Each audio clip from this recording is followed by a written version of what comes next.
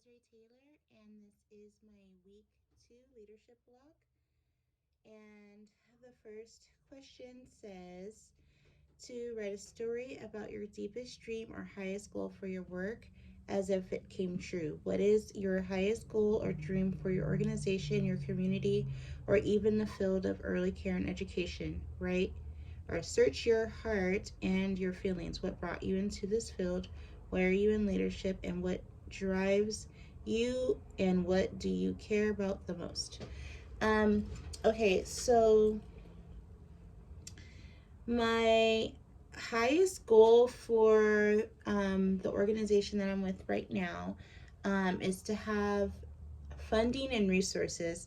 We are a nonprofit program, and so that's where we really lack just not having the resources, and it just kind of puts a cap on how much and how high our quality is.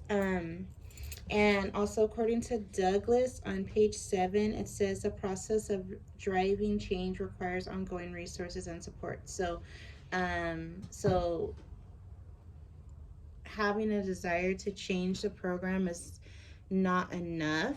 I can have the desire all I want, but if I don't have, resources and support, then that's really going to limit how much I can change, or how much quality is involved in the change. And so, my highest goal would to be have, all the teachers, with bachelors, all of the teachers getting paid um, $16 or more. Um, all of the teachers, attending their professional development. I would like to have a new up to level outside playground with, age appropriate sections, maybe gated off, for toddlers um, and the preschoolers. I also have some elementary kids, so, even upgrading their um, play yard. I mean, the stuff, the toys that they have, I mean, it's been here for years and years and years and years.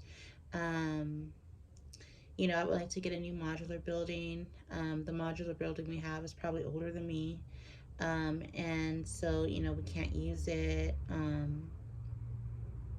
What else? Just, higher quality. Enrolling more children so that we can give access to quality childcare to more children in the community. Um, and so, just bringing up the standard of quality. Um, that's my highest goal for this program. To right now, we are a tier 2, and I would like to be a tier 5. Um, so that's my highest goal for the organization. My community, I would like children in the community have access to quality ECE in their neighborhood. It doesn't have to be my program. It can be, any of the programs out here, but as long as they're high quality and, they're able to access the program and not be disqualified because of their income. Um, and they don't have to drive really far.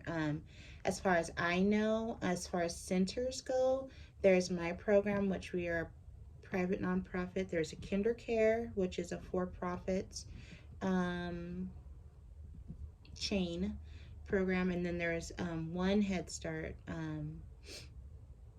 down the street from where we are. The Head Start is not open right now due to COVID, and then KinderCare is open and I'm open. So, um, not to say KinderCare is not quality, but they are a for-profit program, and so it's just, there's a different goal in mind. Whereas when you're a nonprofit, I mean, you're not going to make any money. And so it really is about the children. Um, so, but, just the children and the families being able to get, you know, care to provide service for the parents while they're at work, you know, so that the parents don't have to worry about their children, just knowing that, that their children are safe. So that would be my highest goal for the community. And then the field of early care and education, I would just want to see other professionals um, in the field be paid um, better. For instance, my program, we are, like I said, we are a nonprofit program. And so we're not state funded, we're not county funded or anything like that. And so because of that lack of funding, um, we don't have those regulations that come with the funding. And so because of that, I can hire a teacher with 12 units. Um, and, regardless if I hire a teacher with 12 units, if I hire a teacher with a bachelor's degree, they still get $13 an hour. So therefore, I'm not going to get the teacher with a bachelor's degree, because the teachers with the bachelor's degree can go get $17 at a state funded school. So I would just like to see more equity in pay for early childhood professionals, and maybe some sort of way or some sort of bridge where they are able to finish up school.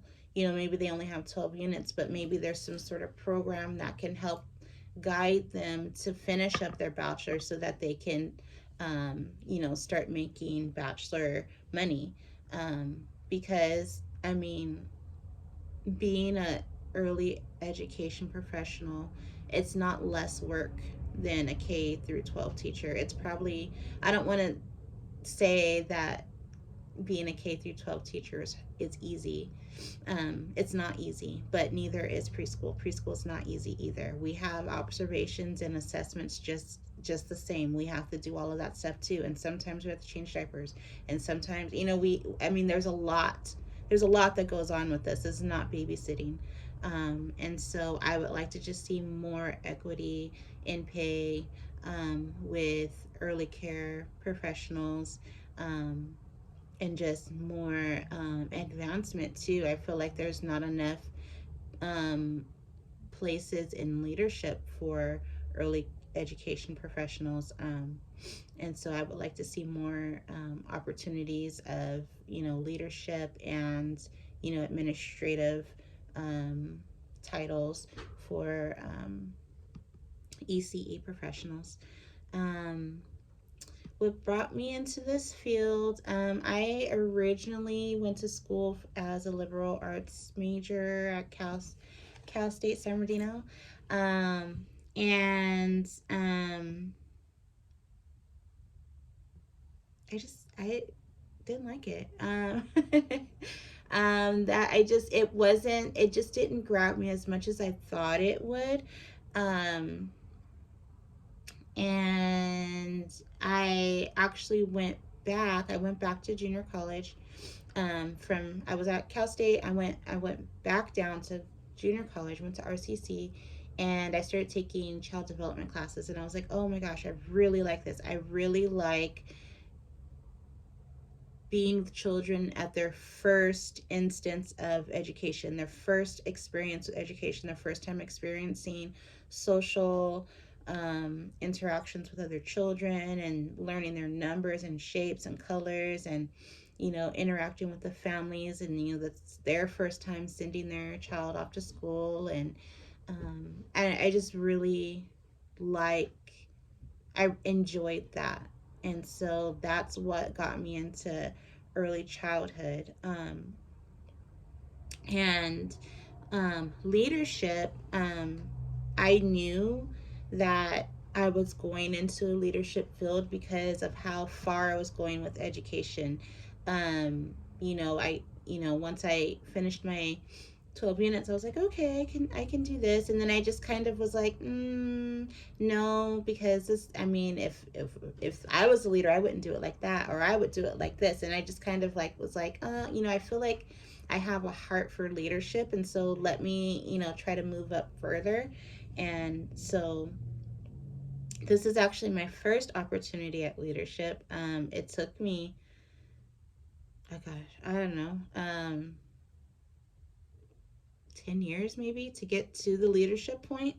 Um, but I knew this is what I wanted to do because I knew that, um, because I have a heart for the field itself. So I knew that being in leadership, it wasn't going to just be a job for me. It was going to be something that I did with passion. And I think that's what's needed, as far as, leaders in ECE. You need people that are passionate about it, and people that care about the field, and care about, um, the families and the communities and stuff. And so, I think all of those things kind of put me here, and led me here to leadership. um, and just understanding, I mean, education as a whole is already, just education, the education field, it's already, every time there's a tax cut, that's what goes, and then it seems like early childhood is like even more like, okay, well, what are we cutting? Oh, we're cutting early childhood. So it's like, you know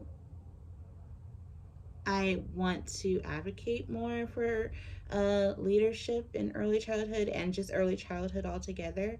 And so I think, through the courses in this program, and, actually experiencing leadership, I'm starting to kind of see where the need is, um, and how to go about, um, advocating for not just your own program, but just, for the field itself, and for funding, and for resources, and children in your community. So, I think that kind of answers what drives me and what do I care about the most. I care about kids. I care about kids and their safety, and, them having the resources that they deserve. I don't think it's fair that some kids in some areas get more resources than the kids in the areas that, are maybe low income, and so because they're low income, they don't deserve the same resources as other kids. And that's, I don't see that. I don't think that's fair. It's not, equitable, because at the end of the day, all of these kids are going to be in the same, they're going to work at the same, in the same community. So why would we not give them all equal opportunity to get the resources? And so, that's what matters to me the most. Okay, and then it says, next, taking a look at the strategies in the chapter, which one or two could you use in next week's meeting to get the group started from a place of remembering their highest goal or deepest dream? Describe your hopes for the activity.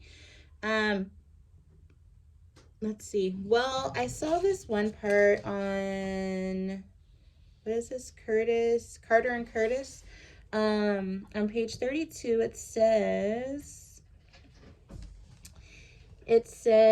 stories told from a child's eye not only are useful in consideration of issues like child guidance, but often provide an opportunity to dream a little, and to remember the kind of environment and experience that create close relationships, a strong sense of identity, and the wonder and magic of learning in the company of people who love you. So I thought maybe it would be a good idea to read a children's book or a story, um, in the meeting, to kind of get everybody on the level of a child. I think sometimes we forget what it's like to be a child, and so we're just always thinking in terms of, you know, what what rules do the children need, or what, you know, how can I micromanage the situation, whereas, maybe sometimes we just need to remember what it's like to be a kid, and what it's like to think like a kid, and what it's like to process. And so I think maybe starting off with the children's book might be useful, and kind of getting those understandings of what it's like to process with a young mind. Um, and It says, describe your hopes for the activity. I hope that this activity, the charter activity, I hope that it helps me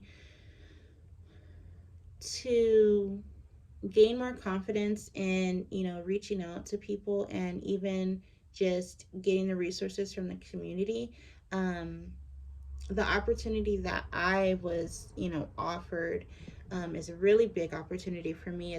I'm going to be training other directors in the for the county of Riverside, and so that is one of my goals for my career.